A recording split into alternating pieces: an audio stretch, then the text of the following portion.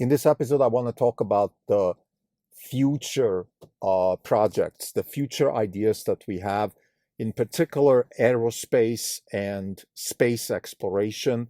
We have found two very interesting themes and even one company that could be very interesting. They're not public yet, but this is the purpose of this podcast is to give people a sense for what it feels like to run a hedge fund. And very often, the work that we're doing today will be manifested in itself in the future in our portfolio. So we might not be able to invest right now, but we're definitely going to be ready when the opportunity comes along. The same applies to quantum computing. There are two fields that we're interested in beyond what we already have. Let's remind people what we have is Tesla, which is decarbonizing energy and self-drive technology. And then we have the CRISPR genomics cell therapy space that we are very excited about, the digitization of biology. So beyond that, we're looking at space and we're looking at quantum computing. This is a Not Even Wrong podcast. It's February 3rd, 2021. This is Krim Delco. Since the last update, we are up 2.5%. The market is up 20 basis points. We are up 23% for the year, and the market is up 2%. We're outperforming by 21%. The areas we're working on today are areas that sometimes we might be able to invest, such as, for example, the industrialization and digitization of biology. There is always interesting companies that are actually on the verge of going public right now. For example, Synthego could be a candidate soon. Hopefully they go public. So there are opportunities that we're seeing right now that fit into our theme and our portfolio. And then there are opportunities that might be a bit further out. And this episode is going to be about, I think, the more further out stuff. So let me first talk about what the areas are, mention a few companies, mention how we got across them, how we learned about them, which is very important for hedge fund managers to understand. Also, where do you gather your ideas? And then I want to talk a bit more in general as a conclusion about what it actually takes to transfer an interesting field, usually an academic field, into a business wealth generating opportunity. So the areas are space, carbon sequestration, and quantum computing. Those are the three space areas. And actually, the first two, space and carbon sequestration, actually happen to be the same field, and I'm going to explain why. This is very interesting. Recently, Elon Musk tweeted that he's going to put $100 million into an interesting carbon sequestration technology. I would say most people think, well, he wants to do carbon sequestration. It's been around for over a decade. The carbon sequestration technology would be, how can we capture carbon that we're emitting out into the atmosphere and therefore reduce the greenhouse effect that we're creating with carbon emissions. This is the idea. Now, our thesis, and this is a conjecture, but I believe what Elon Musk is really after is a technology that allows sequestration of carbon, of CO2 on Mars to capture to generate oxygen. I got this idea from the book The Martian, and I wouldn't be shocked if this is exactly what Musk is thinking. The bulk of the atmosphere of Mars is CO2. How do you get oxygen in an environment like that? You do carbon sequestration. The only thing is you're actually not going after the C, you're going after the O. So the real message here would be oxygen sequestration. But let's not go into details. Here's the fundamental thesis that we're formulating today, which is we want to invest in companies in the space industry that are going to be serving SpaceX. So SpaceX is going to be their customer. One of the biggest problems we have now investing in space is the question, we don't want to invest in something that SpaceX is going to put out of business. So it's very dangerous. Let's say you have the same problem in the car industry. We looked at companies like Continental, Infineon, etc., companies that are supplying to the car industry. And we thought to ourselves, these are good investments. And some of them are like Infineon, but some of them are not such good investments because they're being put out of business by Tesla, or their customers are being put out of business by Tesla. So you have to be very careful. So one way to ensure against that is to invest in companies that are going to be customers of SpaceX. So not just that they're you're not running the risk of going out of business or anything like that. You're actually going with SpaceX. And there are two companies. One is Axion, which is space propulsion, and the other, actually, we don't know companies, but we think carbon sequestration for the first time in over a decade to us now looks like an interesting industry because it's going to be used by SpaceX to generate oxygen on Mars.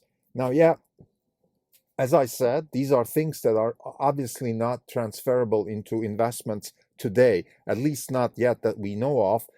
In this day and age, but with SPACs and all that, you never know. There could be an IPO very soon coming from somewhere, but we don't want to go there.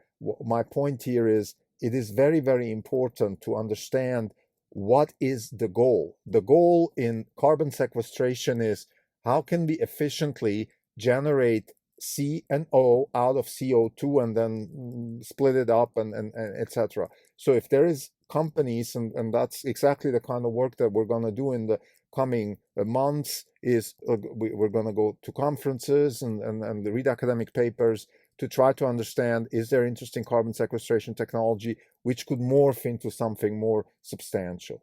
The other example is space propulsion. The company Axion, founded, excuse me, by Natalia Bailey, a very, very interesting lady on her own. I think very interesting in terms of the way she thinks, the way she talks. I came across her interview with Lex Friedman, and I think she is the perfect investment for us. It is a very interesting, very high-tech technology. We're talking rocket science here. It's space propulsion, so propulsion in space, which brings a couple of challenges with it. One is weight. The other is you have the conservation of momentum, but you don't have gravity and resistance that you have on Earth, so you have to work with different things. I don't want to go into the technical details here, but this is a very interesting technology on its own. She has developed, I think, this technology at MIT during her PhD. She is an MIT PhD, and I believe the work of her PhD transferred into this business. So this would be a very interesting company to follow and potentially to invest for us, even in the private market, but definitely in the public market, because like she said, these are her own words, she thinks that hopefully soon she will be a customer, SpaceX will be a customer of theirs. What I also like about Axion is they have a very similar approach like SpaceX. They have a very grandiose vision, which is interplanetary space travel and therefore the space propulsion necessary for that. But they also have the milestones, like, for example, how can we make money soon? How can we make money in the midterm? How can we make money in the long term? So they think very much like SpaceX. So the analogy would be, for example, we have Starlink as a first step for SpaceX. Actually, no, we have the launches, the satellite launches, which are the first step for SpaceX to make money. Starlink another way, and then slowly but surely we will get into things like interplanetary travel, Mars travel. But this is not a company where I have to wait 10, 15 years for the first revenue. This is a company which has milestones upon milestones. They can also iterate around and get better and better. And this is exactly how Natalia is explaining the Axion business. We have not looked much deeper into the company, not done any due diligence whatsoever. I don't want to promote this company now because I don't know exactly if it's really worth an investment. But just from having heard the founder and looking at the idea and the business strategy of the company, it looks like a very interesting company. So to summarize the space side of things, these are interesting concepts that we believe SpaceX one day will be using. One is carbon sequestration. Again, carbon sequestration not to follow some policy on Earth or anything like that. We're actually absolutely not fans of that type of investment because it's way too risky to invest in concepts which are driven by things like policy, particularly in the EU. People have burnt their fingers on these things. Even in 10 years ago, there was a lot of talk about carbon sequestration, CO2 trading, and all that kind of stuff. It really didn't turn out into anything useful. So I think we need real business problems with real business applications and engineering problems that can be solved. And I think carbon sequestration as a real business problem on Mars is a very interesting concept, something worth thinking about. And it might be used like the same way I said, there could be some milestones on the way from here to Mars that this company could turn into real business opportunities. That companies in that space could turn into real business opportunities. We don't have a company yet that we're interested in because we haven't found one, but I'm sure once we have a lens through which we can look, we will find those types of companies. The other is space propulsion, so propulsion in space. Axion is the company. We will follow that company because we believe that propulsion in space is a problem that SpaceX will have, and this company is already working on the problem, is iterating, getting better, and therefore will be able to serve SpaceX. And this is exactly the kind of space investment that we're looking for.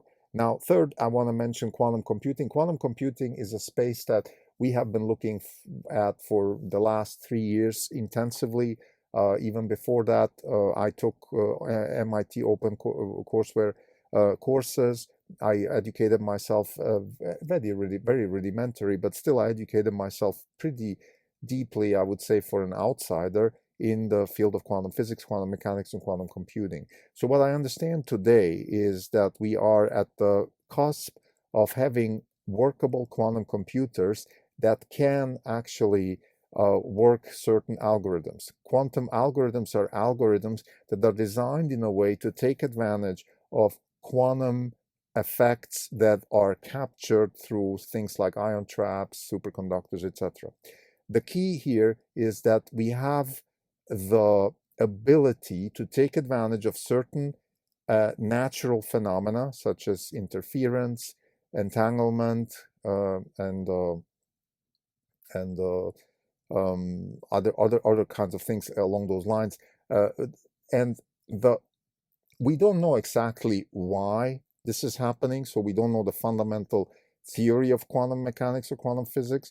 We're in the sort of calculate and shut up phase because we don't know what's really behind it. One theory is the multiverse, which means that we can do the math by using all the infinite amount of multiverses, and therefore get the math done much faster than if we did it with a classical computer, which is limited to our universe. That's one theory. There are other theories. I don't want to go into this now, but the point is there is an ability potentially to design algorithms that can take advantage of quantum effects that quantum computers can capture, and therefore those algorithms can be executed on those computers, and we could get interesting results that can be useful for our classical world that we live in. This is the fundamental idea. I just listened to a very interesting talk. It's called the Quantum Stammtisch, organized by the University of Munich, or one of the universities, and a couple of very interesting researchers in the field of quantum physics and in computer science have spoken about this subject. And I think I want to summarize one gentleman. I forgot his name. He's Mikhail, a Russian accent type speaking person.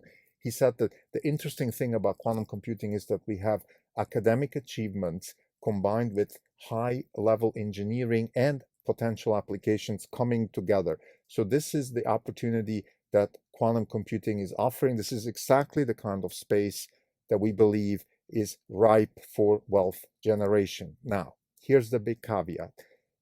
We at Orange Capital Partners are of the belief that wealth generation is always generated by entrepreneurs. It's not by academics, it's not by politicians, and it's not by engineers. It is entrepreneurs. What is an entrepreneur?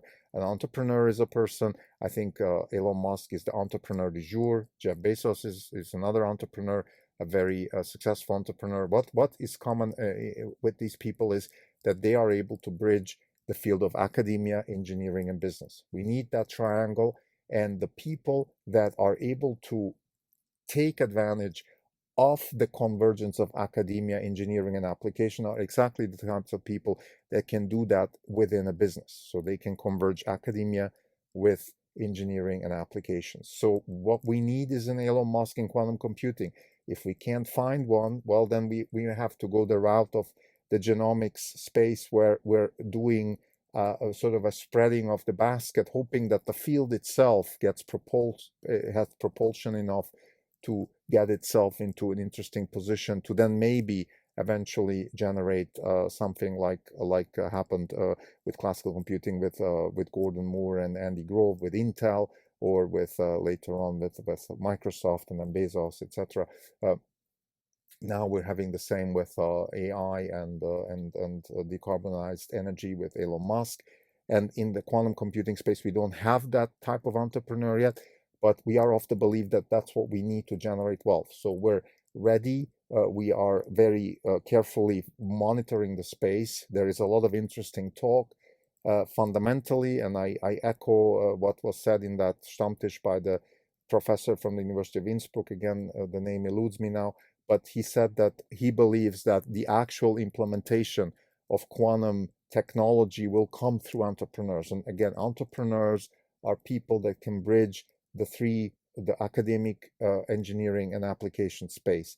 Another way to think about it is, again, let's get back to our principle stack. 0 to 1, we need unique people with unique approaches, risk takers, the optimum amount of people. A startup is an optimum amount of people to solve a problem. We need the innovation stack. We need the iterative approach to problem solving that Elon Musk is perfectioning, where we start with a problem, we solve a problem, create new problems, solve those problems. We need the building of an innovation stack. I think the beginning of Infinity is the sort of the book that underlies our principles, and the fundamental thesis of the beginning of Infinity is the Popperian approach towards knowledge and authority and truth. And that is, it's kind of a marketplace of ideas. There is no right and wrong. There is only replacing ideas with better ideas, replacing knowledge with better knowledge. That is very similar to what we're talking about in the innovation stack. And finally, the innovator's dilemma. Of course, Clayton Christensen talks about it from a competitive perspective and says that if we have a technology which can break through and create 10 times better with 10 times less cost, then typically the incumbents cannot respond, and therefore there is enough room to grow from there, from that low cost, high value added bottom towards higher up markets and higher up margin structures, etc. So to summarize, the three areas that we're looking at that are not in our portfolio right now are, actually there's only two areas. One is space and the other is quantum computing. Within space, we have two areas. One is space propulsion, as summarized in the company Axion, founded by Natalia Bailey. And then we have carbon sequestration as a very interesting field, not necessarily to solve problems on Earth, but to solve the problems on Mars. And the idea with our space in the index or our space investments will be investments that companies that will serve SpaceX. So this is the one area, and the other area is quantum computing, where we are at the cusp of bringing applications and academic research together into highly sophisticated engineering practices. So this fits obviously our thesis of fundamentally new concepts and engineering practices with large impact. Thank you.